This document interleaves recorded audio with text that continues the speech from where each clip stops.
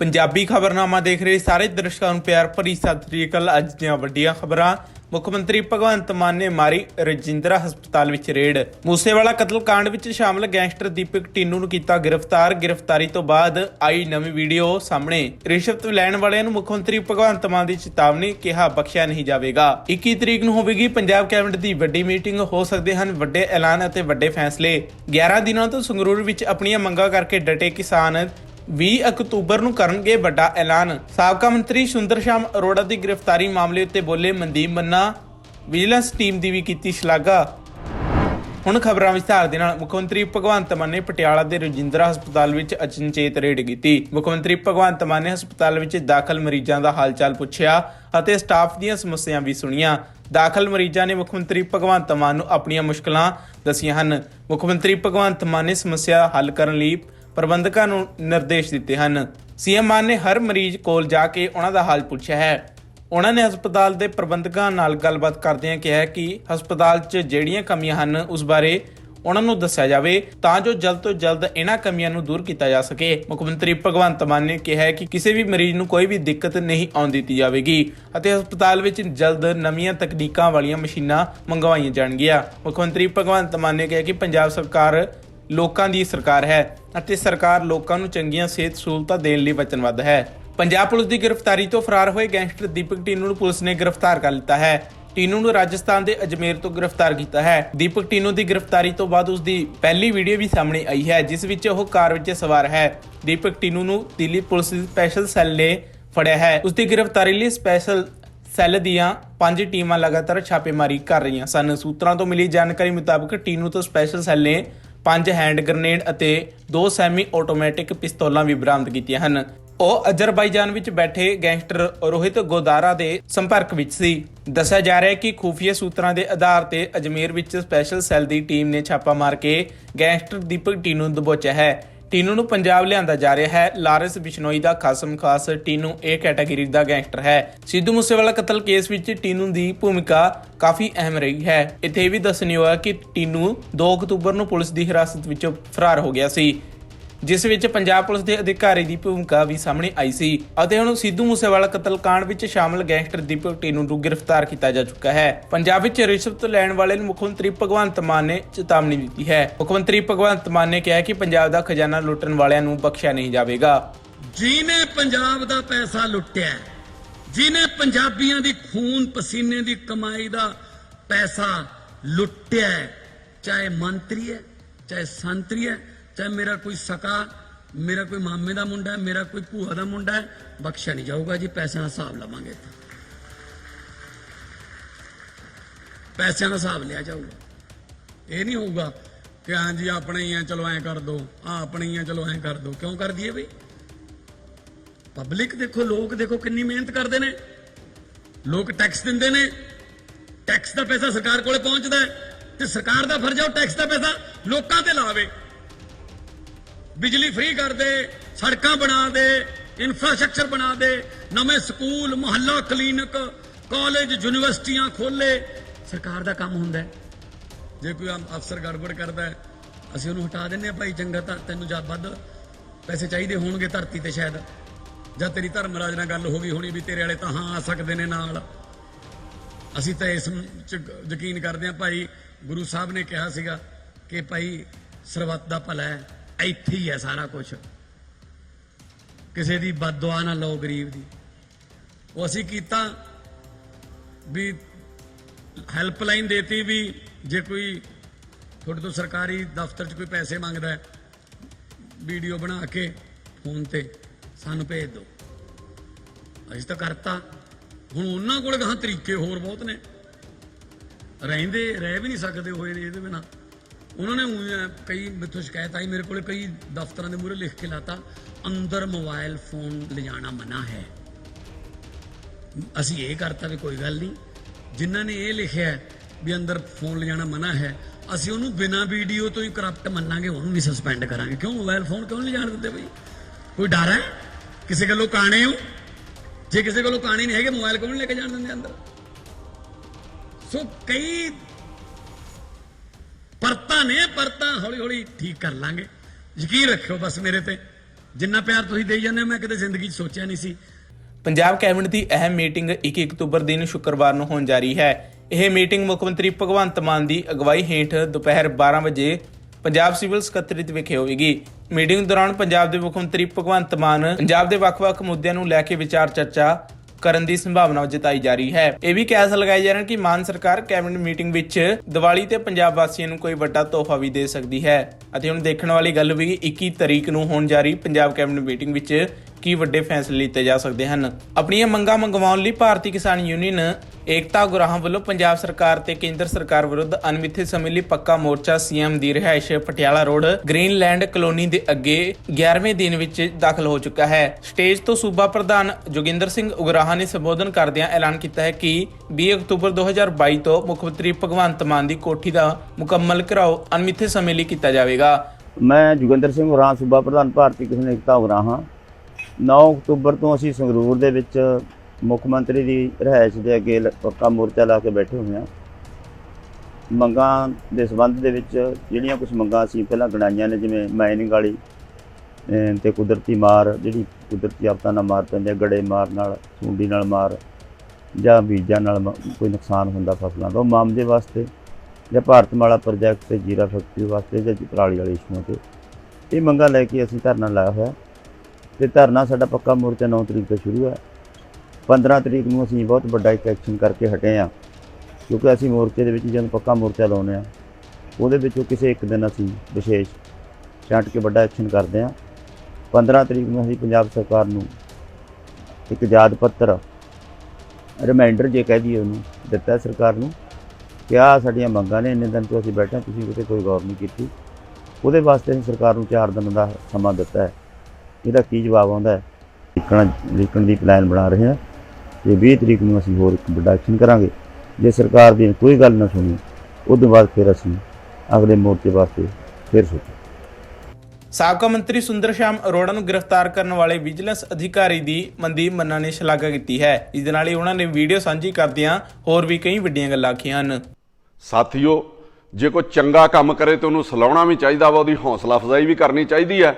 3 ਦਿਨ ਪਹਿਲਾਂ ਜਿਹੜੀ ਪੰਜਾਬ 'ਚ ਘਟਨਾ ਵਾਪਰੀ ਹੈ, AIG ਵਿਜੀਲੈਂਸ ਮਨਮੋਹਨ ਸ਼ਰਮਾ, ਜਿਨ੍ਹਾਂ ਨੂੰ ਸਾਬਕਾ ਕਾਂਗਰਸੀ ਮੰਤਰੀ ਤੇ ਮੌਜੂਦਾ ਜਿਹੜਾ BJP ਦਾ ਆਗੂ ਆ ਸ਼ਾਮ ਸੁੰਦਰ ਅਰੋੜਾ, ਉਹ 50 ਲੱਖ ਰੁਪਏ ਦੀ ਰਿਸ਼ਵਤ ਦੇਣ ਆਇਆ ਤੇ ਉਹਨਾਂ ਉੱਥੇ ਉਹਨੂੰ ਰੰਗੇ ਹੱਥੀ ਫੜ ਲਿਆ, ਉਹਨੂੰ ਦਬੋਚ ਲਿਆ ਤੇ ਫੜ ਕੇ ਅੰਦਰ ਦਿੱਤਾ। ਇਹਦੇ ਲਈ ਮਨਮੋਹਨ ਸ਼ਰਮਾ ਤੇ ਜਿਹੜੇ DG ਵਿਜੀਲੈਂਸ ਨੇ ਵਰਿੰਦਰ ਸ਼ਰਮਾ, ਇਹ ਦੋਵੇਂ ਵਧਾਈ ਦੇ ਪਾਤਰ ਨੇ। ਜਿੱਥੇ ਉਹਨਾਂ ਨੇ ਇਮਾਨਦਾਰੀ ਦਾ ਸਬੂਤ ਦਿੱਤਾ, ਉਹਦੇ ਨਾਲ ਉਹਨਾਂ ਦਲੇਰੀ ਵੀ ਵਿਖਾਈ ਆ। ਦਲੇਰੀ ਇਹ ਨਹੀਂ ਕਿ ਮੰਤਰੀ ਫੜਿਆ, ਮੰਤਰੀ ਪਹਿਲਾਂ ਵੀ ਬੜੇ ਫੜੇ ਪੰਜਾਬ ਦੇ ਵਿੱਚ। ਦਲੇਰੀ ਇਹ ਉਹਨਾਂ ਵਿਖਾਈ ਆ ਕਿ ਸਭ ਦੇ ਮਨ ਦੇ ਅੰਦਰ ਇੱਕ ਧਾਰਨਾ ਸੀ, ਸਮੇਤ ਮੇਰੇ, ਕਿ ਜਿਹੜਾ ਬੰਦਾ BJP ਦੇ ਵਿੱਚ ਸ਼ਾਮਲ ਹੋ ਜਾਂਦਾ ਵਾ ਉਹਨੂੰ ਨਾ ਤੇ ਵਿਜੀਲੈਂਸ ਹੱਥ ਪਾਉਂਦੀ ਹੈ ਤੇ ਨਾ ਆਮ ਆਦਮੀ ਪਾਰਟੀ ਦੀ ਸਰਕਾਰ ਉਹਨੂੰ ਹੱਥ ਪਾਉਣ ਲਈ ਹਰੀ ਝੰਡੀ ਦਿੰਦੀ ਹੈ। ਤੇ ਜਾਂ ਜਿਹੜੇ ਬੰਦੇ ਕੈਪਟਨ ਅਮਰਿੰਦਰ ਸਿੰਘ ਦੇ ਨਾਲ ਰਿਲੇਟਡ ਨੇ ਜਾਂ ਉਹਦੇ ਨਾਲ ਸ਼ਾਮਲ ਹੋਏ ਨੇ, ਉਹਨਾਂ ਨੂੰ ਨਹੀਂ ਫੜਿਆ ਜਾ ਰਿਹਾ, ਚਾਹੇ ਉਹ ਜਿੱਡੇ ਮਰਜ਼ੀ ਭ੍ਰਿਸ਼ਟ ਨੇ। ਇਹ ਸਾਰੇ ਭਰਮ ਭੁਲੇਖੇ ਦੂਰ ਕੀਤੇ ਮੇਰੇ ਵੀ ਤੇ ਜਿਹਨਾਂ ਦੇ ਮਨ ਦੇ ਵਿੱਚ ਇਹ ਗੱਲ ਸੀ ਉਹਨਾਂ ਦੇ ਵੀ। ਤੇ ਇਹਦੇ ਨਾਲ BJP 'ਚ ਸ਼ਾਮਲ ਹੋਣ ਵਾਲੇ ਜਿਹੜੇ ਭ੍ਰਿਸ਼ਟ ਲੋਕ ਆ, ਉਹਨਾਂ ਦੇ ਦਿਮਾਗ ਦੇ ਵਿੱਚੋਂ ਵੀ ਇਹ ਫਤੂਰ ਤੇ ਭੁਲੇਖਾ ਕੱਢਿਆ ਵੀ ਸ਼ਾਇਦ ਉਹ ਉੱਧਰ ਜਾ ਕੇ BJP ਦਾ ਓਟ ਆਸਰਾ ਲੈ ਕੇ ਉਹ ਵੱਜ ਜਾਣਗੇ। ਮੈਂ BJP ਦੇ ਵਿਰੁੱਧ ਨਹੀਂ ਆ ਤੇ ਨਾ ਹੀ ਮੈਂ ਆਮ ਆਦਮੀ ਪਾਰਟੀ ਦਾ ਮਹਿਤੀ ਆ, ਪਰ ਮੈਂ BJP ਨੂੰ ਵੀ ਇਹ ਕਹਿਣਾ ਚਾਹੁੰਦਾ, ਉਹਦੀ ਲੀਡਰਸ਼ਿਪ ਨੂੰ, ਕਿ ਇਹਨਾਂ ਨੂੰ ਸ਼ਾਮਲ ਕਰਨ ਤੋਂ ਪਹਿਲਾਂ ਇਹਨਾਂ ਦਾ ਪਿਛੋਕੜ ਤੇ ਜਾਂਚਿਆ ਕਰੋ, ਇਹਨਾਂ ਦਾ ਕਿਰਦਾਰ ਤੇ ਵੇਖਿਆ ਕਰੋ। ਇਹ ਹਮੇਸ਼ਾ ਯਾਦ ਰੱਖਣਾ ਚਾਹੀਦਾ BJP ਦੀ ਲੀਡਰਸ਼ਿਪ ਨੂੰ ਕਿ ਲੋਕਾਂ ਨੇ ਕਾਂਗਰਸ ਨੂੰ ਨਹੀਂ ਰਾਇਆ, ਲੋਕਾਂ ਨੇ ਇਹਨਾਂ ਚੋਰਾਂ ਨੂੰ ਰਾਇਆ। ਲੋਕ ਅੱਜ ਵੀ ਕਾਂਗਰਸ ਨੂੰ ਨਫ਼ਰਤ ਨਹੀਂ ਕਰਦੇ। ਇਹ ਜਿਹੜੇ ਕਾਂਗਰਸੀ ਚਿਹਰੇ ਸੀਗੇ ਜਿਨ੍ਹਾਂ ਨੂੰ ਤੁਸੀਂ ਲੈ ਰਹੇ ਹੋ ਜਾਂ ਜਿਨ੍ਹਾਂ ਨੂੰ ਹਰਾਇਆ, ਉਹਨਾਂ ਚਿਹਰਿਆਂ ਨੂੰ ਰਾਇਆ, ਨਾ ਕਿ ਕਾਂਗਰਸ ਨੂੰ। ਤੇ ਕੈਪਟਨ ਅਮਰਿੰਦਰ ਸਿੰਘ ਦੇ ਆਖੇ ਐਵੇਂ ਭੀੜ ਨਾ ਇਕੱਠੀ ਕਰੀ ਜਾਓ, ਉਹਦਾ ਤੇ ਆਪਣਾ ਕੁਝ ਨਹੀਂ ਬਚਿਆ ਪੰਜਾਬ ਦੇ ਵਿੱਚ। ਪੰਜਾਬ ਦੇ ਲੋਕ ਉਹਨੂੰ ਨਫ਼ਰਤ ਕਰਦੇ ਨੇ ਤੇ ਜੇ ਤੁਸੀਂ ਉਹਦੇ ਓਟ ਆਸਰਾ ਲੈ ਕੇ ਬੈਠੇ ਰਹੇ ਤੇ ਉਹਨੇ ਤੁਹਾਡੇ ਵੀ ਪੈਰ ਨਹੀਂ ਲੱਗਣ ਦੇਣੇ। ਜਿਹੜੇ ਬੰਦੇ ਕੈਪਟਨ ਅਮਰਿੰਦਰ ਸਿੰਘ ਦੇ ਨਾਲ BJP ਜੁਆਇਨ ਕਰ ਰਹੇ ਆ, ਮੈਂ ਉਹਨਾਂ ਦੀ ਹਾਲਤ ਦੇ ਉੱਤੇ ਮੈਨੂੰ ਤਰਸ ਆਉਂਦਾ ਕਿ ਤੁਹਾਡੀ ਉਹ ਹਾਲਤ ਆ ਕਿ ਜ਼ਮੀਰੋਂ ਤੇ ਸਰੀਰੋਂ ਹਾਰੇ ਇੱਕ ਦਗਾਬਾਜ਼ ਜਰਨੈਲ ਦੇ ਨਾਲ ਜਾ ਕੇ ਤੁਸੀਂ ਆਪਣਾ ਸੁਨਹਿਰਾ ਭਵਿੱਖ ਵੇਖ ਰਹੇ ਹੋ। ਮੈਂ ਤੁਹਾਨੂੰ ਇਹ ਕਹਿਣਾ ਚਾਹੁੰਦਾ, ਤੁਹਾਡੀ ਹਾਲਤ ਪਤਾ ਕੀ ਬਣੀ ਆ? ਜਿਹੜੇ ਬੰਦੇ ਉਹਦੇ ਨਾਲ ਜਾਂਦੇ ਨੇ, ਕਿ ਕੱਲ ਨੂੰ ਕੈਪਟਨ ਅਮਰਿੰਦਰ ਸਿੰਘ ਸਮਾਜਵਾਦੀ ਪਾਰਟੀ ਚਲ ਗਿਆ ਨਾ ਤੇ ਤੁਸੀਂ ਉੱਥੇ ਵੀ ਉਹਦੇ ਮਗਰ ਚਲ ਜਾਣਾ ਵਾ। ਤੁਹਾਡੀ ਹਾਲਤ ਉਹਦੇ ਵਰਗੀ ਆ ਵੀ ਤੁਸੀਂ ਜਿੱਥੇ ਜਿੱਥੇ ਉਹ ਜਾਊਗਾ ਪੂਛ ਲਾਉਂਦੇ ਤੁਸੀਂ ਉਹਦੇ ਮਗਰ ਜਾਣਾ। ਕਿ ਇੱਕ ਜਨਾਨੀ ਸੀ, ਉਹ ਕਿਸੇ ਮਰਾਸੀ ਦੇ ਨਾਲ ਵਿਆਹੀ ਸੀਗੀ। ਜਦੋਂ ਕਿਤੇ ਮਰਾਸੀ ਦੀ ਡੈਥ ਹੁੰਦੀ ਆ ਤੇ ਉਹ ਆਪਣਾ ਵਿਆਹ ਅੱਗੋਂ ਦਰਜੀ ਦੇ ਘਰ ਬਹਿ ਜਾਂਦੀ ਆ ਜਾ ਕੇ। ਉੱਥੇ ਕਿਤੇ ਮਾੜੀ ਕਿਸਮਤ ਨੂੰ ਦਰਜੀ ਵੀ ਮਰ ਜਾਂਦਾ ਵਾ ਤੇ ਉਹ ਆਪਣਾ ਜਿਹੜਾ ਵਸੇਬਾ ਲੈ ਕੇ ਤੇ ਕਿਸੇ ਸੈਦੋਂ ਦੇ ਘਰ ਬਹਿ ਜਾਂਦੀ ਆ। ਉਹਦੇ ਇੱਕ ਮੁੰਡਾ ਹੁੰਦਾ, ਉਹਨੂੰ ਕਿਤੇ ਕਿਸੇ ਨੇ ਪੁੱਛਿਆ ਵੀ ਤੇਰੇ ਪਿਓ ਦਾ ਕੀ ਨਾਂ ਹੈ, ਤੁਸੀਂ ਕੌਣ ਹੁੰਦੇ ਹੋ? ਤੇ ਉਹ ਅੱਗੋਂ ਪਤਾ ਕੀ ਕਹਿੰਦਾ, ਤੁਹਾਡੇ ਵਾਂਗੂ ਜਿਹੜੇ ਬੰਦੇ ਉਹਦੇ ਨਾਲ ਜਾਣ ਡਏ ਆ, ਉਹ ਅੱਗੋਂ ਜਵਾਬ ਦਿੰਦਾ ਵੀ ਪਹਿਲਾਂ ਅਸੀਂ ਮੀਰ ਮਰਾਸੀ, ਫੇਰ ਹੋਏ ਅਸੀਂ ਦਰਜੀ, ਅੱਜ ਕੱਲ ਸਾਨੂੰ ਸੈਦੋਂ ਕਹਿੰਦੇ, ਅੱਗੋਂ ਮਾਂ ਦੀ ਮਰਜ਼ੀ, ਵੀ ਜਿੱਧਰ ਨੂੰ ਲਈ ਜਾਊਗੀ ਉਧਰ ਨੂੰ ਤੁਰੇ ਜਾਵਾਂਗੇ। ਸੋ ਮੈਂ ਬੀਜੇਪੀ ਵਾਲਿਆਂ ਨੂੰ ਕਹਿੰਦਾ ਕਿ ਚੱਜ ਦੇ ਬੰਦੇ ਸ਼ਾਮਲ ਕਰੋ ਜੇ ਪੰਜਾਬ ਦੇ ਵਿੱਚ ਤੁਸੀਂ ਆਪਣਾ ਭਵਿੱਖ ਵੇਖਦੇ ਹੋ। ਇਹਦੇ 'ਚ ਸੋਚਣ ਵਿਚਾਰਨ ਵਾਲੀ ਗੱਲ ਹੈ ਕਿ ਜਿਹੜਾ ਸ਼ਾਮ ਸੁੰਦਰ ਅਰੋੜਾ ਜਿਨੇ 50 ਲੱਖ ਰੁਪਏ ਦੀ ਰਿਸ਼ਵਤ ਦਿੱਤੀ ਤੇ ਇਸ ਤੋਂ ਵੱਧ ਉਹ ਦੇਣਾ ਚਾਹੁੰਦਾ ਸੀਗਾ, ਕਿ ਜਿਹੜਾ ਬੰਦਾ ਐਟ ਏ ਟਾਈਮ 50 ਲੱਖ ਰੁਪਈਆ ਲੈ ਕੇ ਇੱਕ ਵਿਜੀਲੈਂਸ ਦੇ ਅਫਸਰ ਕੋਲ ਆ ਗਿਆ ਵੀ ਮੇਰੀ ਜਾਨ ਛੱਡ, ਉਹ ਮੰਤਰੀ ਹੁੰਦਿਆਂ ਕੈਪਟਨ ਅਮਰਿੰਦਰ ਸਿੰਘ ਨੂੰ ਕਿੰਨੇ ਪੈਸੇ ਦਿੰਦਾ ਹੋਊਗਾ, ਇਹਦੀ ਵੀ ਜਾਂਚ ਹੋਣੀ ਜ਼ਰੂਰੀ ਆ। ਤੇ ਉਹਨੇ ਅੱਖਾਂ ਕਿਉਂ ਬੰਦ ਕਰ ਰੱਖੀਆਂ ਸੀਗੀਆਂ? ਕੇਸ ਤੇ ਉਹਦੇ ਵੇਲੇ ਦਾ ਹੀ ਆ। ਮੈਨੂੰ ਇਹ ਨਹੀਂ ਪਤਾ ਕਿ ਸਰਕਾਰ ਜਿਹੜੀ ਉਹ ਪੰਜਾਬ 'ਚ ਕੀ ਕਰਨਾ ਚਾਹੁੰਦੀ ਹੈ, ਉਹਦੀ ਨੀਤੀ ਤੇ ਨੀਅਤ ਕੀ ਕਹਿੰਦੀ ਹੈ ਪੰਜਾਬ ਲਈ। ਪਰ ਇੱਕ ਗੱਲ ਦੀ ਮੈਂ ਸਿਫਤ ਜ਼ਰੂਰ ਕਰਦਾ ਕਿ ਜਿਹੜਾ ਸਰਕਾਰ ਨੇ ਡੀਜੀਪੀ ਵਿਜੀਲੈਂਸ ਲਾਇਆ ਵਰਿੰਦਰ ਸ਼ਰਮਾ ਜੀ, ਉਹ ਕਦਮ ਬਿਲਕੁਲ ਸਰਕਾਰ ਦਾ ਸ਼ਲਾਘਾਯੋਗ ਆ। ਉਹ ਸਾਡੇ ਇੱਥੇ ਕਮਿਸ਼ਨਰ ਵੀ ਰਹੇ ਆ। ਮੈਂ ਕਦੀ ਕਿਸੇ ਦੀ ਚਾਪਲੂਸੀ ਨਹੀਂ ਕੀਤੀ, ਹਾਂ, ਪਰ ਜਿਹੜਾ ਬੰਦਾ ਚੰਗਾ ਨੂੰ ਚੰਗਾ ਜ਼ਰੂਰ ਕਹਿੰਦਾ, ਜਦੋਂ ਕੋਈ ਕੁਤਾਹੀ ਸਾਹਮਣੇ ਆਊਗੀ ਤੇ ਨਿੰਦੂਗਾ ਵੀ ਜ਼ਰੂਰ। ਉਹਨਾਂ ਦੀ ਇਮਾਨਦਾਰੀ ਦੇ ਉੱਤੇ ਕੋਈ ਸ਼ੱਕ ਨਹੀਂਗਾ। ਜਿਸ ਤਰੀਕੇ ਦੇ ਨਾਲ ਉਹ ਕੰਮ ਕਰ ਰਹੇ ਆ, ਤਾਂ ਜਿਸ ਤਰੀਕੇ ਦੇ ਨਾਲ ਉਹਨਾਂ ਥੋੜੇ ਮਹੀਨਿਆਂ 'ਚ ਕੰਮ ਕੀਤਾ ਵਿਜੀਲੈਂਸ ਡਿਪਾਰਟਮੈਂਟ ਨੇ, ਕਿ ਭ੍ਰਿਸ਼ਟਾਚਾਰੀ ਜਿਹੜੇ ਭ੍ਰਿਸ਼ਟ ਸਿਆਸਤਦਾਨ ਆ ਉਹਨਾਂ ਦੇ ਸਿਰ ਦੇ ਉੱਤੇ ਇੱਕ ਖੌਫ ਜਿਹੜਾ ਮੰਡਰਾਉਣ ਲੱਗ ਪਿਆ, ਜਿਹੜਾ ਪਿਛਲੇ 20 ਸਾਲਾਂ ਤੋਂ ਮੁੱਕ ਚੁੱਕਾ ਸੀਗਾ।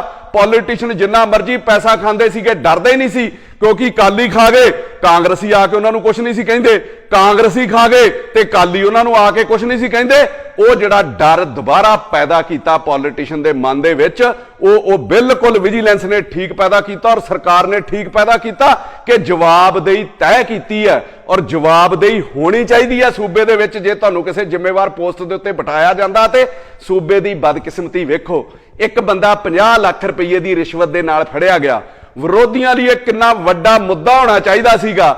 ਨਾ ਕਾਂਗਰਸੀ ਬੋਲ ਰਹੇ ਆ, ਕਾਂਗਰਸੀ ਤੇ ਚਲੋ ਨਾ ਬੋਲਣ ਕਿਉਂਕਿ ਉਹਨਾਂ ਦੀ ਸਰਕਾਰ ਵੇਲੇ ਘਪਲਾ ਆ, ਨਾ ਕਾਲੀ ਬੋਲ ਰਹੇ ਆ। ਫਿਰ ਲੋਕਾਂ ਨੇ ਠੀਕ ਅੰਦਾਜ਼ਾ ਲਾ ਕੇ ਤੁਹਾਨੂੰ ਦੋਵਾਂ ਨੂੰ ਗਲੋਂ ਲਾਇਆ ਸੀ ਨਾ ਕਿ ਕਾਂਗਰਸੀ ਤੇ ਕਾਲੀ ਚੋਰ ਕੁੱਤੀ ਰਲੇ ਨੇ, ਇਹਨਾਂ ਦਾ ਫਿਕਸ ਮੈਚ ਸੀਗਾ ਵੀ ਚੋਰ ਚੋਰ ਮਸੇਰੇ ਭਾਈ। ਲੋਕਾਂ ਨੇ ਬਿਲਕੁਲ ਠੀਕ ਸਲੂਕ ਕੀਤਾ ਤੁਹਾਡੇ ਨਾਲ। ਹੈਰਾਨੀ ਤੇ ਦੁੱਖ ਇਸ ਗੱਲ ਦਾ ਵੀ ਹੁੰਦਾ ਕਿ 20 ਸਾਲ ਪਹਿਲਾਂ ਇਹਨਾਂ ਦੋ ਸਰਕਾਰਾਂ ਤੋਂ ਪਹਿਲਾਂ ਜਿਹੜੀਆਂ ਕੈਪਟਨ ਅਮਰਿੰਦਰ ਸਿੰਘ ਤੇ ਬਾਦਲ ਵਾਲੀਆਂ ਰਹੀਆਂ ਨੇ, 20 ਸਾਲ ਪਹਿਲਾਂ ਜਦੋਂ ਕਿਤੇ ਦੇਸ਼ ਦੇ ਵਿੱਚ ਸੂਬੇ ਦੇ ਵਿੱਚ ਕਿਸੇ ਮੰਤਰੀ ਦੇ ਉੱਤੇ ਕਿਸੇ ਐਮਐਲਏ ਦੇ ਉੱਤੇ ਜੇ ਕਿਸੇ ਭ੍ਰਿਸ਼ਟਾਚਾਰ ਦਾ ਦੋਸ਼ ਲੱਗਦਾ ਸੀਗਾ ਤੇ ਉਹ ਆਪਣੇ ਅਹੁਦੇ ਤੋਂ ਅਸਤੀਫਾ ਦੇ ਦਿੰਦਾ ਸੀਗਾ, ਚਾਹੇ ਉਹ ਮੰਤਰੀ ਹੋਵੇ, ਚਾਹੇ ਐਮਐਲਏ ਹੋਵੇ ਤੇ ਚਾਹੇ ਉਹ ਪਾਰਟੀ ਦਾ ਅਹੁਦੇਦਾਰ ਹੋਵੇ। ਤੇ ਉਨੀ ਦੇਰ ਤੱਕ ਦੁਬਾਰਾ ਉਹਨੂੰ ਨਾ ਤੇ ਟਿਕਟ ਮਿਲਦੀ ਸੀ ਤੇ ਨਾ ਕੋਈ ਅਹੁਦਾ ਮਿਲਦਾ ਸੀਗਾ ਜਿੰਨਾ ਚਿਰ ਉਹ ਪਾਕ ਸਾਫ਼ ਬਰੀ ਨਹੀਂ ਹੋ ਜਾਂਦਾ। ਤੇ ਹੁਣ ਕਲਯੁਗ ਵੇਖੋ, ਜੇ ਬੰਦਾ ਕੋਈ ਕਰਪਸ਼ਨ 'ਚ ਫੜਿਆ ਜਾਂਦਾ ਤੇ ਪਾਰਟੀਆਂ ਉਹਦੇ ਮਗਰ ਧਰਨੇ ਲਾਉਂਦੀਆਂ ਨੇ, ਭ੍ਰਿਸ਼ਟ ਲੋਕਾਂ ਦੇ, ਉਹਨਾਂ ਦੇ ਬਚਾਅ ਲਈ ਧਰਨੇ ਲਾਏ ਜਾਂਦੇ ਨੇ। ਇਹਦੇ 'ਚ ਇਕੱਲੇ ਕਾਂਗਰਸੀ ਨਹੀਂ, ਚਾਹੇ ਕਾਲੀ ਹੋਣ, ਚਾਹੇ ਕਾਂਗਰਸੀ ਹੋਣ, ਚਾਹੇ ਆਮ ਆਦਮੀ ਪਾਰਟੀ ਵਾਲੇ ਹੋਣ। ਆਪ ਦੇ ਵੀ ਮੰਤਰੀ ਫੌਜਾ ਸਿੰਘ ਸਰਾਰੀ, ਮੈਂ ਤਾਂ ਉਹਦਾ ਨਾਂ ਪਾਇਆ ਫਰਾਰੀ, ਵੀ ਇੰਨੀ ਕਰਪਸ਼ਨ 'ਚ ਸਪੀਡ ਉਹਨੇ ਫੜੀ ਸੀਗੀ ਵੀ ਬਣਨ ਤੋਂ ਪਹਿਲਾਂ ਹੀ ਕਿ ਫੌਜਾ ਸਿੰਘ ਸਰਾਰੀ, ਉਹਦੀ ਇੱਕ ਆਡੀਓ ਜਿਹੜੀ ਉਹ ਲੀਕ ਹੋਈ, ਉਹਦੇ OSD ਨੇ ਇਲਜ਼ਾਮ ਲਾਏ ਔਰ ਉਹਦੇ ਵਿੱਚ ਉਹਦੀ ਆਵਾਜ਼ ਉਹਦੀ ਹੈ। ਉਹਦੇ ਨਾਲ ਕਈ ਹੋਰ MLA ਪੰਜਾਬ ਦੇ ਵਿੱਚ ਕਰਪਸ਼ਨ ਦਾ ਤੇ ਗੁੰਡਾਗਰਦੀ ਦਾ ਨਾਚ ਕਰਦੇ ਆ। ਉਹਨਾਂ ਨੂੰ ਵੀ ਨਾਲ ਨੱਥ ਪਾਉਣੀ ਤੇ ਹੱਥ ਪਾਉਣਾ ਬਹੁਤ ਜ਼ਿਆਦਾ ਜ਼ਰੂਰੀ ਹੈ। ਮੈਂ ਮਾਨ ਸਾਹਿਬ ਨੂੰ ਵੀ ਕਹਿੰਦਾ ਕਿ ਬਾਕੀਆਂ ਦੇ ਉੱਤੇ ਤੇ ਬਹੁਤ ਸਖਤੀ ਹੈ, ਇਹਨਾਂ ਲੋਕਾਂ ਦੇ ਉੱਤੇ ਤੁਹਾਡੀ ਮਿਹਰਬਾਨੀ ਆਮ ਆਦਮੀ ਪਾਰਟੀ ਦੀ ਤੇ ਦਸਤੇ ਕਰਮ ਕਿਉਂ ਹੈ ਮਾਨ ਸਾਹਿਬ? ਤੁਸੀਂ ਤੇ ਮੈਂ ਤਾਂ ਤੁਹਾਨੂੰ ਇੱਕ ਸਲਾਹ ਦਊਂਗਾ ਕਿ ਉਹਦੇ ਨਾਲ ਜਿਹੜੇ ਤੁਸੀਂ ਵਿਰੋਧੀਆਂ ਨੂੰ ਟੰਗ ਰਹੇ ਹੋ, ਜੇ ਆਪਣੇ ਬੰਦੇ ਵੀ ਕੋਈ ਗਲਤੀ ਕਰਦੇ ਆ ਤੇ ਮਿਸਾਲ ਪੈਦਾ ਕਰੋ, ਇਹਨਾਂ ਨੂੰ ਵੀ ਉਹੀ ਸਜ਼ਾ ਦੇਣੀ ਚਾਹੀਦੀ ਆ। ਇਹ ਦੋ ਲੈਣਾ ਮੈਂ ਤੁਹਾਡੇ ਲਈ ਕਹਿਣ ਲੱਗਾ ਮਾਨ ਸਾਹਿਬ कि करप्शन के खिलाफ ये अभियान चला दो, करप्शन के खिलाफ ये अभियान चला दो, श्याम सुंदर और धर्मसोत की हस्ती को मिटा दो। इंसाफ हो रहा है, इंसाफ हो रहा है तो इंसाफ खुल के हो। फौजा सिंह सरारी को भी सूली पे चढ़ा दो, मतलब उन्होंने को छड्या जांदा।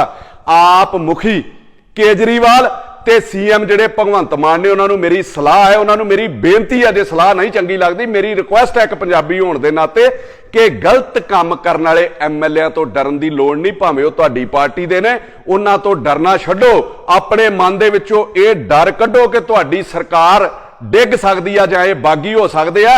ਇਸ ਕਪੈਸਿਟੀ ਦੇ ਮਾਲਕ ਨਹੀਂ, ਕਿਉਂਕਿ ਇਹਨਾਂ ਨੂੰ ਤੇ ਲੋੜ ਤੋਂ ਹੀ ਪਹਿਲਾਂ ਬਹੁਤ ਕੁਝ ਵੱਧ ਮਿਲਿਆ। ਇਹ ਤੁਹਾਨੂੰ ਬਾਗੀ ਕਿੱਥੋਂ ਹੋ ਕੇ ਵਿਖਾਉਣਗੇ? 92 ਐਮਐਲਏ ਨੇ ਤੁਹਾਡੇ ਕੋਲ, ਕਿਤੇ ਨਹੀਂ ਤੁਹਾਡੀ ਸਰਕਾਰ ਡਿੱਗਣੀ। ਵਿਜੀਲੈਂਸ ਵਾਲਿਆਂ ਨੂੰ ਆਪਣੇ ਬੰਦਿਆਂ ਤੇ ਕਾਰਵਾਈ ਕਰਨ ਲਈ ਵੀ ਫ੍ਰੀ ਹੈਂਡ ਛੱਡੋ। ਚੰਗਾ ਸਵੱਛ ਜਿਹੜਾ ਸਾਫ਼ ਸੁਥਰਾ ਪ੍ਰਸ਼ਾਸਨ ਦਿਓ, ਉਹਨਾਂ ਨੂੰ ਫ੍ਰੀ ਹੈਂਡ ਛੱਡੋ। ਵਿਜੀਲੈਂਸ ਵਾਲਿਆਂ ਨੂੰ ਮੈਂ ਤੁਹਾਨੂੰ ਲਿਖ ਕੇ ਦਿੰਨਾ ਕਿ ਜਿੰਨੇ ਤੁਹਾਡੇ ਐਮਐਲਏ ਦੇ ਉੱਤੇ ਪਰਚੇ ਆ ਜਾਂ ਜਿੰਨੇ ਘਟੀਆ ਦਰਜੇ ਦੇ ਕਰਪਟ ਆ, ਵਿਜੀਲੈਂਸ ਨੇ 5 ਸਾਲ ਇਹ ਬਾਗੀ ਨਹੀਂ ਹੋਣ ਦੇਣੇ ਤੇ ਵਿਜੀਲੈਂਸ ਵਾਲਿਆਂ ਤੁਹਾਡੀ ਸਰਕਾਰ ਨਹੀਂ ਟੁੱਟਣ ਦੇਣੀ ਹੈ। ਮੇਰੇ ਕੋਲ ਲਿਖਾ ਲਓ ਤੁਸੀਂ ਵੀ ਇਹਨਾਂ ਨੂੰ ਤੇ ਜਦੋਂ ਮਰਜ਼ੀ ਜੂੜ ਲਓ, ਤੁਸੀਂ ਜਦੋਂ ਮਰਜ਼ੀ ਇਹਨਾਂ ਦੀ ਧੌਣ ਨੂੰ ਹੱਥ ਪਾ ਲਓ। ਬੇਈਮਾਨ ਬੰਦੇ ਵੀ ਕਦੀ ਬਗਾਵਤ ਕਰਦੇ ਹੁੰਦੇ ਆ।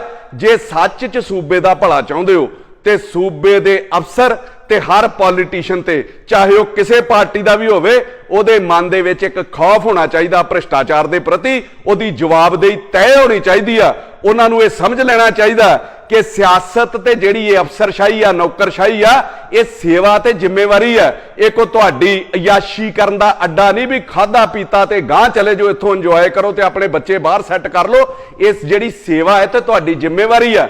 ਤੇ ਇਹ ਸਭ ਕਰਨ ਲਈ ਪੰਜਾਬ ਦੇ ਜਿੰਨੇ ਵੀ ਭ੍ਰਿਸ਼ਟਾਚਾਰੀ ਰੋਕੂ ਦਸਤੇ ਆ, ਚਾਹੇ ਉਹ ਪੁਲਿਸ ਨਾਲ ਸੰਬੰਧਿਤ ਹੈ ਵਿਜੀਲੈਂਸ ਪੁਲਿਸ, ਚਾਹੇ ਉਹ ਪੁੱਡਾ ਵਿਜੀਲੈਂਸ ਹੈ, ਚਾਹੇ ਉਹ ਲੋਕਲ ਬਾਡੀ ਵਿਜੀਲੈਂਸ ਹੈ, ਚਾਹੇ ਉਹ ਖੇਤੀਬਾੜੀ ਨਾਲ ਰਿਲੇਟਡ ਵਿਜੀਲੈਂਸ ਹੈ, ਉਹਨਾਂ ਸਾਰਿਆਂ ਨੂੰ ਵੱਧ ਤਾਕਤਾਂ ਤੇ ਤਗੜਾ ਕਰਨ ਦੀ ਲੋੜ ਹੈ। ਨਿਗਾਹ ਉਹਨਾਂ ਦੇ ਉੱਤੇ ਵੀ ਰੱਖਣੀ ਚਾਹੀਦੀ ਆ ਵੀ ਉਹ ਕੁਝ ਗਲਤ ਨਾ ਕਰ। ਇਸ ਮਸਲੇ ਦੇ ਵਿੱਚ ਹਰਿਆਣਾ ਜਿਹੜਾ ਉਹ ਸਾਡੇ ਨਾਲੋਂ ਕਿਤੇ ਅੱਗੇ ਆ। ਸਾਡੇ ਇੱਥੇ ਜੇ ਕਿਸੇ ਆਈਐਸ, ਆਈਪੀਐਸ, ਪੀਸੀਐਸ ਦੇ ਖਿਲਾਫ ਕੋਈ ਸ਼ਿਕਾਇਤ ਆਉਂਦੀ ਆ ਭ੍ਰਿਸ਼ਟਾਚਾਰ ਲਈ, ਉਹਦੀ ਜਾਂਚ ਲਈ ਸਰਕਾਰ ਕੋਲੋਂ ਪਰਮਿਸ਼ਨ ਲੈਣੀ ਪੈਂਦੀ ਹੈ, ਚੀਫ ਸੈਕਟਰੀ ਕੋਲੋਂ ਜਾਂ ਸੰਬੰਧਿਤ ਮਹਿਕਮੇ ਕੋਲੋਂ। ਔਰ ਉਹ ਪਰਮਿਸ਼ਨਾਂ ਬਦਕਿਸਮਤੀ ਹੈ 14 ਸਾਲ ਤੋਂ 2008-9 ਤੋਂ ਲੈ ਕੇ ਹੁਣ ਤੱਕ ਪੈਂਡਿੰਗ ਨੇ, ਕਿਉਂਕਿ ਭ੍ਰਿਸ਼ਟਾਚਾਰ ਜਿਹੜਾ ਉਹ ਥੱਲਿਓ ਹੋ ਕੇ ਤੇ ਉੱਪਰਲੇ ਲੈਵਲ ਤੱਕ ਹੋਇਆ ਹੁੰਦਾ, ਚੀਫ ਸੈਕਟਰੀ ਤੱਕ। ਉਹਦੇ ਵਿੱਚ ਉਹ ਪਰਮਿਸ਼ਨ ਦਿੰਦੇ ਹੀ ਨਹੀਂ ਆਪਣੇ ਬੰਦਿਆਂ ਦੇ ਖਿਲਾਫ, ਜਿਹਦੇ ਕਰਕੇ ਉਹ ਕਾਬੂ ਹੀ ਨਹੀਂ ਆਉਂਦੇ, ਰਿਟਾਇਰ ਹੋ ਜਾਂਦੇ ਆ। ਔਰ ਅੱਗੋਂ ਤਰਾਸਦੀ ਵੇਖੋ, ਜਿਹੜੇ ਬੰਦੇ ਰਿਟਾਇਰ ਹੋ ਜਾਂਦੇ ਆ, ਚਾਹੇ ਉਹ ਆਈਪੀਐਸ ਹੈ, ਚਾਹੇ ਆਈਐਸ ਹੈ, ਚਾਹੇ ਪੀਸੀਐਸ ਹੈ, ਰਿਟਾਇਰਡ ਬੰਦੇ ਲਈ ਵੀ ਮਹਿਕਮੇ ਕੋਲੋਂ ਪਰਮਿਸ਼ਨ ਦੀ ਲੋੜ ਪੈਂਦੀ ਆ। ਜਿਹੜੀ ਮਹਿਕਮਾ ਪਰਮਿਸ਼ਨ ਹੀ ਨਹੀਂ ਦਿੰਦਾ, ਕਾਗਜ਼ਾਂ ਪੱਤਰਾਂ 'ਚ ਤੁਸੀਂ ਇਹਨਾਂ ਦੀਆਂ ਰਿਪੋਰਟਾਂ ਮੰਗਾ ਸਕਦੇ ਹੋ। 15 ਸਾਲ ਤੋਂ ਪਰਮਿਸ਼ਨਾਂ ਪੈਂਡਿੰਗ ਨੇ, ਜਿਹੜੀਆਂ ਦਿੱਤੀਆਂ ਹੀ ਨਹੀਂ ਗਈਆਂ। ਕਈ ਬੰਦੇ ਮਰ ਖੱਪ ਗਏ ਤੇ ਕਈ ਬਾਹਰ ਚਲੇ ਗਏ। ਸਾਡੇ ਨਾਲੋਂ ਤੇ ਹਰਿਆਣਾ ਕਿਤੇ ਅੱਗੇ ਨਿਕਲ ਗਿਆ। ਹਾਂ, ਕਈ ਮਸਲੇ ਹਰਿਆਣੇ ਨਾਲ ਸਾਡੇ ਹੋ ਸਕਦੇ ਨੇ, ਚਾਹੇ ਪਾਣੀਆਂ ਦਾ, ਪਰ ਜੇ ਕੋਈ ਚੰਗੇ ਕੰਮ ਕਰਦਾ ਤੇ ਉਹ ਤੋਂ ਸੇਧ ਵੀ ਲੈਣੀ ਚਾਹੀਦੀ ਆ। ਹਰਿਆਣੇ 'ਚ ਇਹੋ ਜੀ ਰੋਕ, ਆ ਪੇਪਰ ਹੈ, ਆ 24 ਜੁਲਾਈ ਜਿਹੜੀ ਪਿਛਲੀ ਲੰਘ ਕੇ ਗਈ ਹੈ, ਉਦੋਂ ਇਹ ਰੋਕ ਜਿਹੜੀ ਉਹ ਹਟਾ ਦਿੱਤੀ ਗਈ ਕਿ ਹਰਿਆਣੇ ਦੇ ਵਿੱਚ ਚਾਹੇ ਕੋਈ ਕਰਪਟ ਅਫਸਰ ਹੈ, ਚਾਹੇ ਉਹ ਆਈਐਸ ਹੈ, ਚਾਹੇ ਪੀਸੀਐਸ ਹੈ, ਚਾਹੇ ਆਈਪੀਐਸ ਹੈ, ਉਹਦੇ ਉੱਤੇ ਐਫਆਈਆਰ ਦਰਜ ਹੋ ਸਕਦੀ ਹੈ, ਉਹਦੀ ਇਨਵੈਸਟੀਗੇਸ਼ਨ ਹੋ ਸਕਦੀ ਹੈ। ਹਾਂ, ਜਦੋਂ ਚਲਾਨ ਪੇਸ਼ ਕਰਨਾ ਜਾਂ ਜਦੋਂ ਉਹਦੀ ਅਰੈਸਟ ਪੈਣੀ ਹੈ, ਉਦੋਂ ਉਹਦੀ ਪਰਮਿਸ਼ਨ ਦੀ ਜਿਹੜੀ ਉਹ ਲੈਣੀ ਜ਼ਰੂਰੀ, ਉਦੋਂ ਉਹਦੀ ਮਨਜ਼ੂਰੀ ਇਹ ਲੈਣੀ ਜ਼ਰੂਰੀ ਹੈ। ਜੇ ਹਰਿਆਣਾ ਇਹ ਕੰਮ ਕਰ ਸਕਦਾ ਤੇ ਪੰਜਾਬ ਦੇ ਵਿੱਚ ਤੇ ਫਿਰ ਇਨਕਲਾਬੀਆਂ ਨੇ ਸਹੁੰ ਖਾਧੀ ਸੀ ਸ਼ਹੀਦ ਭਗਤ ਸਿੰਘ ਦੀ ਸੋਚ ਦੇ ਉੱਤੇ ਤੇ ਉਹਦੀ ਜਗ੍ਹਾ ਦੇ ਉੱਤੇ ਜਾ ਕੇ। ਫਿਰ ਇਹ ਪੰਜਾਬ ਦੇ ਵਿੱਚ ਇਹ ਸਾਰਾ ਕੁਝ ਕਿਉਂ ਨਹੀਂ ਹੋ ਸਕਦਾ? ਇਸ ਤਰਜ਼ ਦੇ ਉੱਤੇ ਪਰਮਿਸ਼ਨ ਸਾਡੇ ਲੋਕਾਂ ਨੂੰ ਕਿਉਂ ਨਹੀਂ ਦਿੱਤੀ ਜਾ ਸਕਦੀ? ਇਹ ਕਿਹੋ ਜਿਹਾ ਲੋਕਤੰਤਰ ਹੈ ਯਾਰ ਕਿ ਜਿਹੜੇ ਚੋਰ ਨੂੰ ਸਰਕਾਰ ਫੜ ਹੀ ਨਹੀਂ ਸਕਦੀ, ਚਾਹੇ ਚੋਰ ਕੋਈ ਛੋਟਾ ਹੋਵੇ, ਚਾਹੇ ਉਹ ਆਈਐਸ ਹੋਵੇ, ਚਾਹੇ ਪੀਸੀਐਸ ਹੋਵੇ, ਚਾਹੇ ਜਿੱਡਾ ਮਰਜ਼ੀ ਵੱਡਾ ਹੋਵੇ, ਉਹਦੇ ਵਿੱਚ ਪਰਮਿਸ਼ਨ ਲੈਣ ਦੀ ਕੀ ਲੋੜ ਹੈ ਜਦੋਂ ਪਤਾ ਲੱਗ ਗਿਆ ਉਹਨੇ ਚੋਰੀ ਕੀਤੀ ਹੈ? ਇਹ ਸਮਝ ਲਓ, ਪੰਜਾਬ ਦਾ ਜਿਹੜਾ ਗੰਦ ਹੈ ਉਹ 20 ਸਾਲਾਂ ਦਾ ਪਿਆ। ਜਿਵੇਂ ਘਰ ਦੇ ਵਿੱਚ ਵੈਕਿਊਮ ਕਲੀਨਰ ਨਾਲ ਨਹੀਂ ਆਪਾਂ ਗੰਦ ਸਾਫ਼ ਕਰੀਦਾ, ਉਹਦੇ ਨਾਲ ਇਹ ਗੰਦ ਨਹੀਂ ਪੰਜਾਬ ਦੇ ਭ੍ਰਿਸ਼ਟਾਚਾਰੀ ਲੋਕਾਂ ਦਾ ਹੋ ਸਕਦਾ। ਇਹ ਸਾਫ਼ ਕਰਨ ਲਈ ਤੁਹਾਨੂੰ ਬਲਡੋਜ਼ਰ ਚਾਹੀਦਾ, ਜੇਸੀਬੀ ਮਸ਼ੀਨ, ਵੱਡੇ ਪੱਧਰ ਦੇ ਉੱਤੇ ਵਿਜੀਲੈਂਸ ਦਾ ਸਟਾਫ ਵਧਾਉਣ ਦੀ ਵੀ ਲੋੜ ਹੈ, ਉਹਨਾਂ ਨੂੰ ਤਾਕਤਾਂ ਵੀ ਵੱਧ ਦੇਣ ਦੀ ਲੋੜ ਹੈ। ਇਹਦੇ ਨਾਲ ਮੈਂ ਪੰਜਾਬ ਦੀ ਅਫਸਰਸ਼ਾਹੀ ਨੂੰ ਵੀ ਕਹਿਣਾ ਚਾਹੁੰਦਾ ਕਿ ਲੋਕਾਂ ਦੇ ਮਨ ਦੇ ਵਿੱਚ ਇੱਕ ਧਾਰਨਾ ਇਹ ਵੀ ਬਣੀ ਹੋਈ ਸੀ ਕਿ ਪੋਲੀਟੀਸ਼ੀਅਨ ਤੇ ਜਿਹੜੀ ਬਿਊਰੋਕ੍ਰੇਸੀ ਉਹ ਰਲੀ ਹੋਈ ਆ ਵੀ ਚੋਰ ਕੁੱਤੀ ਇੱਕੋ ਹੀ ਨੇ। ਇਹ ਧਾਰਨਾ ਤੋੜਨ ਦਾ ਤੁਹਾਡੇ ਕੋਲ ਮੌਕਾ ਆ ਗਿਆ, ਕਿਉਂਕਿ ਸਾਰੀ ਸਰਕਾਰ ਅਫਸਰਸ਼ਾਹੀ ਦੇ ਉੱਤੇ, ਸਿਰ ਦੇ ਉੱਤੇ ਚੱਲ ਰਹੀ ਹੈ। ਤੁਸੀਂ ਕਮ ਸੇ ਕਮ ਲੋਕਾਂ ਦੇ ਵਿੱਚ ਇਹ ਵਿਸ਼ਵਾਸ ਪੈਦਾ ਕਰੋ ਕਿ ਜੇ ਕੋਈ ਪੁਰਾਣੇ ਸਮਿਆਂ ਦੇ ਵਿੱਚ ਗਲਤ ਹੁੰਦਾ ਰਿਹਾ, ਉਹ ਅਸੀਂ ਨਹੀਂ ਸੀ ਕਰਨਾ ਚਾਹੁੰਦੇ। ਸਾਡੇ ਕੋਲੋਂ ਪੋਲੀਟੀਸ਼ੀਅਨ ਗਲਤ ਨੀਤੀਆਂ ਬਣਾਉਂਦੇ ਰਹੇ ਜਾਂ ਗਲਤ ਕਰਾਉਂਦੇ ਰਹੇ ਆ। ਔਰ ਇਸ ਚੀਜ਼ ਦੇ ਉੱਤੇ ਜੇ ਤੁਸੀਂ ਪਹਿਰਾ ਦਿਓਗੇ ਤੇ ਪੰਜਾਬ ਦੇ ਪ੍ਰਤੀ ਤੁਸੀਂ ਆਪਣਾ ਸੱਚਾ ਜਿਹੜਾ ਫਰਜ਼ ਅਦਾ ਕਰ ਸਕਦੇ ਹੋ, ਕਿਉਂਕਿ 20 ਸਾਲ ਬਾਅਦ ਤੁਹਾਨੂੰ ਮੌਕਾ ਮਿਲਿਆ ਆਪਣੀ ਮਰਜ਼ੀ ਨਾਲ ਕੰਮ ਕਰਨ ਦਾ। ਸੋ ਉਸ ਕੰਮ ਦਾ ਜਨਤਾ ਨੂੰ ਫਾਇਦਾ ਵੀ ਹੋਣਾ ਚਾਹੀਦਾ ਔਰ ਤੁਹਾਡੇ ਪਰਿਵਾਰ ਦੀ ਤੇ ਤੁਹਾਡੀ ਸ਼ੋਭਾ ਵੀ ਹੋਣੀ ਚਾਹੀਦੀ ਆ ਕਿ ਅਫਸਰਸ਼ਾਹੀ ਨੇ ਬਿਲਕੁਲ ਠੀਕ ਕੰਮ ਕੀਤਾ ਸੀਗਾ, ਇਹਨਾਂ ਦੇ ਹੱਥ 'ਚ ਰਾਜ ਭਾਗ ਆ ਜੇ ਤੇ ਬਿਲਕੁਲ ਦਰੁਸਤ ਹੋ ਸਕਦਾ। ਸੋ ਮੈਂ ਤੁਹਾਨੂੰ ਇਹ ਗੱਲ ਕਹਿਣਾ ਚਾਹੁੰਦਾ, ਜਿੰਨੀ ਵੀ ਅਫਸਰਸ਼ਾਹੀ ਆ, ਬਿਊਰੋਕ੍ਰੇਸੀ ਹੈ, ਕਿ ਜੁਆਇਨਿੰਗ ਵੇਲੇ ਜਿਹੜੀ ਤੁਹਾਨੂੰ ਸਹੁੰ ਖਵਾਈ ਜਾਂਦੀ ਹੈ ਨਾ, ਉਹਦੇ ਉੱਤੇ ਪਹਿਰਾ ਦਿਓ ਬਜਾਏ ਪੋਲੀਟੀਸ਼ੀਅਨ ਦੇ ਗਲਤ ਹੁਕਮਾਂ ਦੇ ਉੱਤੇ, ਚਾਹੇ ਉਹ ਕਿਸੇ ਵੀ ਪਾਰਟੀ ਨਾਲ ਤੇ ਕਿਸੇ ਵੀ ਸਰਕਾਰ ਦੇ ਹੋਣ, ਉਹਦੇ ਉੱਤੇ ਪਹਿਰਾ ਦੇਣ ਨਾਲੋਂ ਜੋ ਤੁਹਾਨੂੰ ਸਹੁੰ ਖਵਾਈ ਗਈ ਆ ਉਸ ਜ਼ਿੰਮੇਵਾਰੀ ਦੇ ਉੱਤੇ ਪਹਿਰਾ ਦੇਣਾ ਤੁਹਾਡਾ ਬਣਦਾ। ਸੋ ਮੈਂ ਅਖੀਰ ਦੇ ਵਿੱਚ ਦੁਬਾਰਾ ਜਿਹੜੇ ਡੀਜੀਪੀ ਵਿਜੀਲੈਂਸ ਨੇ ਵਰਿੰਦਰ ਸ਼ਰਮਾ ਤੇ ਐਸਐਸਪੀ ਮਨਮੋਹਨ ਸ਼ਰਮਾ, ਉਹਨਾਂ ਨੂੰ ਮੈਂ ਫਿਰ ਕਹਿਣਾ ਕਿ ਤੁਸੀਂ, ਮਨਮੋਹਨ ਸ਼ਰਮਾ ਨੇ ਕਰੋੜ ਰੁਪਏ ਦੇ ਲਾਗੇ ਚਾਗੇ ਦੀ ਜਿਹੜੀ ਰਿਸ਼ਵਤ ਠੁਕਰਾਈ ਹੈ ਔਰ ਉਹ ਬੰਦੇ ਨੂੰ ਫੜ ਕੇ ਅੰਦਰ ਦਿੱਤਾ, ਬਿਲਕੁਲ ਉਹ ਸ਼ਲਾਘਾਯੋਗ ਕੰਮ ਹੈ। ਤੁਸੀਂ ਜੋ ਪੰਜਾਬ ਦੇ ਪ੍ਰਤੀ ਦੋਵਾਂ ਨੇ ਆਪਣਾ ਫਰਜ਼ ਨਿਭਾਇਆ, ਮੈਂ ਦਿਲੋਂ ਤੁਹਾਨੂੰ ਸਲੂਟ ਕਰਦਾ ਤੇ ਤੁਹਾਡਾ ਇਹ ਧੰਨਵਾਦ ਕਰਦਾ। ਔਰ ਮੈਂ ਇਹ ਜ਼ਰੂਰ ਤੁਹਾਨੂੰ ਦੋਵਾਂ ਨੂੰ ਕਹਿਣਾ ਚਾਹੁੰਦਾ ਕਿ ਆਪਣਾ ਫਰਜ਼ ਨਿਭਾਉਂਦੇ ਰਹੋ, ਕੋਈ ਤੁਹਾਡਾ ਸਾਥ ਦਵੇ ਨਾ ਦਵੇ ਦੁਨਿਆਵੀ ਤੌਰ ਦੇ ਉੱਤੇ, ਪਰਮਾਤਮਾ ਸਾਰਾ ਕੁਝ ਦੇਖ ਰਿਹਾ। ਪਰਮਾਤਮਾ ਕਿਤੇ ਨਾ ਕਿਤੇ ਇਹਦਾ ਫਲ ਤੁਹਾਨੂੰ ਜਾਂ ਤੁਹਾਡੇ ਬੱਚਿਆਂ ਨੂੰ ਜਾਂ ਤੁਹਾਡੀ ਆਉਣ ਵਾਲੀ ਪੀੜ੍ਹੀ ਨੂੰ ਜ਼ਰੂਰ ਦਊਗਾ। ਤੁਹਾਡੇ ਲਈ ਜਿਹੜੇ ਬੰਦੇ ਵੀ ਇਮਾਨਦਾਰ ਨੇ ਉਹਨਾਂ ਲਈ ਮੈਂ ਇਹ ਲੈਣਾ ਕਹਿ ਕੇ ਸਮਾਪਤੀ ਕਰਨ ਲੱਗਾ ਕਿ ਆਪਣੀ ਜ਼ਿੰਮੇਵਾਰੀ ਆਪਣੇ ਫਰਜ਼ ਨਾਲ ਨਿਭਾਓ, ਆਪਣੀ ਨੀਅਤ ਨਾਲ ਤੇ ਆਪਣੀ ਜ਼ਮੀਰ ਨਾਲ ਨਿਭਾਓ। ਇਹ ਉਹਨਾਂ ਸਾਰੇ ਇਮਾਨਦਾਰ ਅਫਸਰਾਂ ਲਈ ਹੈ ਕਿ ਇਹ ਚਾਰ ਲੈਣਾ ਜਿਹੜੀਆਂ ਮੈਂ ਬੋਲਣ ਲੱਗਾ ਕਿ ਟੂਟੇਂਗੀ ਤਲਵਾरें टकरा कर तुमसे, टूटेंगी तलवारें टकरा कर तुमसे, हो जाएंगे दुश्मन के तरकश खाली, हर मैदान जंग में तुम बेखौफ लड़ो, वक्त से पहले मौत नहीं आने वाली। किसी तो घबराउण दी लोड़ नहीं, परमात्मा दे प्रति जवाब दिओ, ना कि लोकां इन्हां भ्रिष्ट पॉलिटिशियनां दे प्रति।